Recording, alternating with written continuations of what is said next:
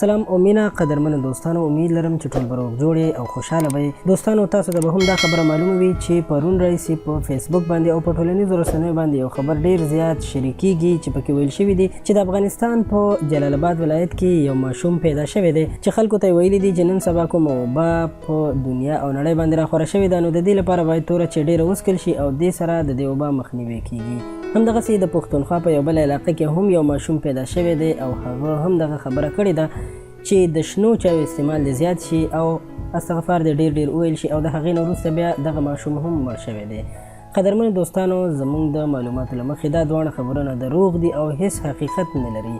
دا خود ساخته او د خپل ځان نه جوړې شوي خبرې دي. نو په دې هیله چې په دې خبرو باندې هیڅ یقین ونه کړئ، ځکه چې نن سبا هر چا سره په لاس کې موبایل وي، د ځان نه د دروغو خبر په انټرنیټ باندې شیر کړي، خلکو سره یې شریک کړي او نور خلک یې هم بیا نه ګوري چې دا رښتیا دي او که دروغ دي، خو مخکې شیر کوي. د دې نه علاوه کله نه چې دا وبا راخوره شوې ده، نو نور هم قسمه قسم خبرونه او قسمه قسم معلومات خلک په انټرنیټ باندې خپروي چې د ځینو خو بالکل حقیقت او سرچینه هم نه وي معلومه.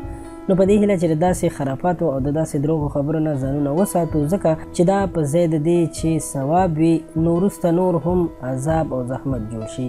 دوستانو، که دا ویډیو مو خوښه شوې او زما په مقصد باندې پوه شوي نو مهرباني وکړئ درسره لایک کړئ او دا خبر تر نورو خلکو ورسوئ چې ټول خلک د دې معلوماتو نه خبر شي چې دا خبر بالکل دروغ و. زموږ چینل سبسکرایب کول مه هېر نه شي. ډیره مننه.